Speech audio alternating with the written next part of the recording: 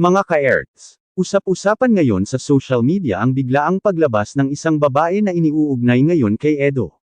Marami ang nagulat dahil hindi inaasahan ng mga netizens na may isang babae palang malapit ngayon kay Edo matapos ang mga naging issue at intriga nitong mga nakaraang araw. Kaya naman nagkagulo ang comment section dahil marami ang nagtatanong, sino nga ba talaga ang babaeng ito at bakit biglang naging sentro ng atensyon online? Ang mas lalong nagpainit sa usapan, maraming supporters ang nagsasabing ito raw ang babaeng pinagseselosan umano ni Viancy noon pa man. Hindi man diretsahang pinapangalanan sa mga lumang usapan at cryptic posts, ngayon ay parang unti-unti nang nabubuo sa isip ng mga netizens ang buong kwento.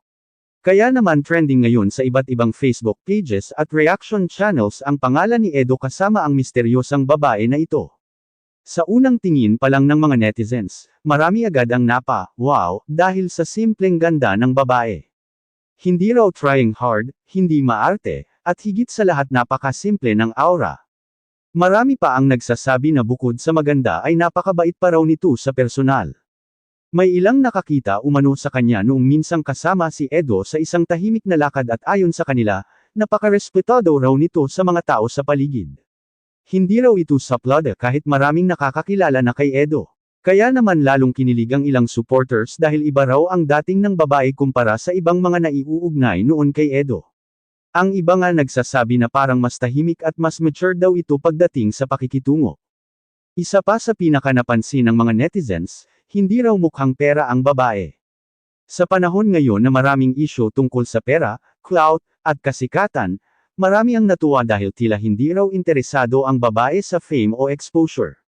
Ayon sa ilang malalapit umano sa kampo ni Edo, simple lang daw ang lifestyle nito at hindi mahilig mag-flex sa social media.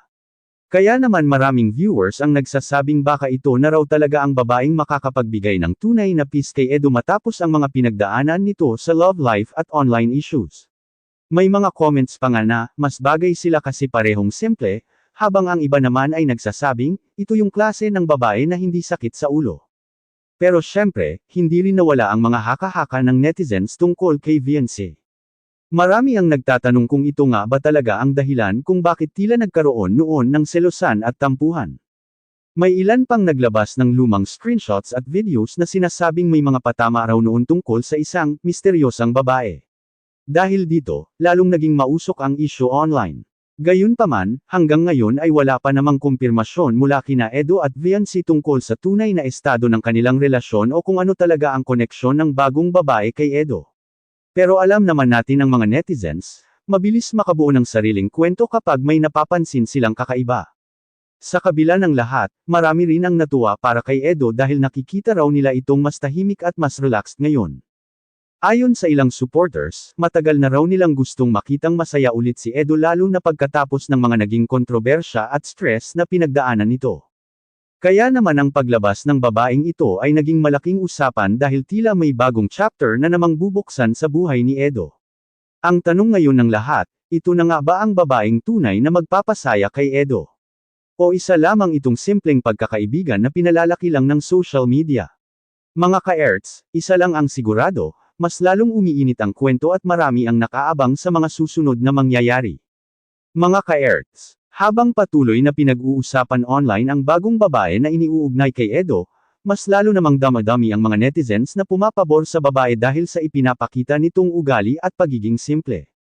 Sa dami ng viral issues ngayon sa social media, bihira na lang daw makakita ng isang babaeng tahimik, hindi mahilig sa gulo, at hindi nakikisabay sa clout chasing.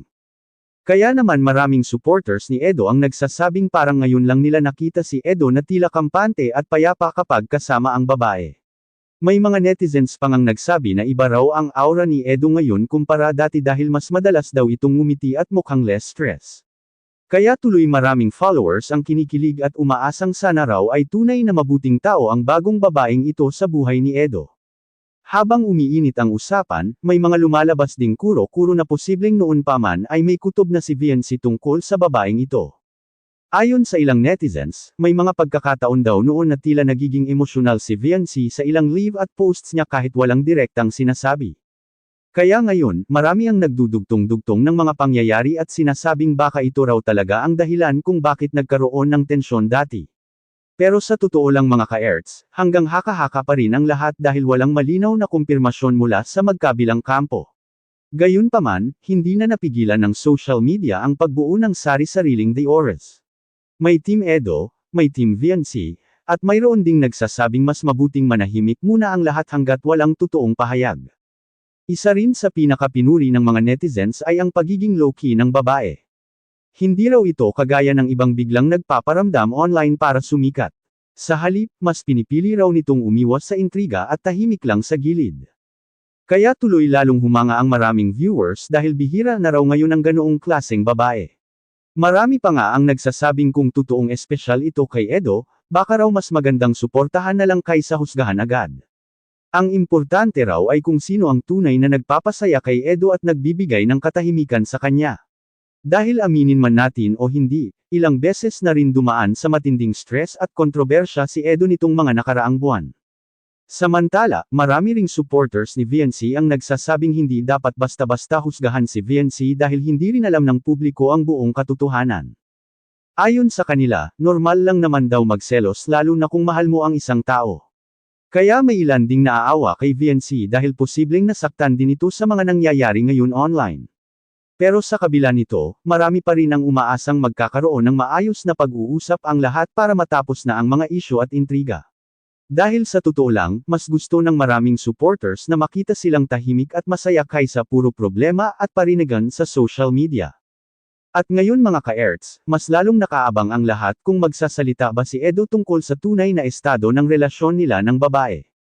Totoo nga bang girlfriend na niya ito? O isa lamang itong malapit na kaibigan na nadamay sa mga haka-haka ng netizens? Habang wala pang malinaw na sagot, siguradong mas lalong iinit ang usapan online. Kaya kayo mga ka-erts, ano sa tingin ninyo? Siya na nga ba ang babaeng magpapabago sa buhay ni Edo o isa lamang itong panibagong viral issue na pinagkakaguluhan ng social media?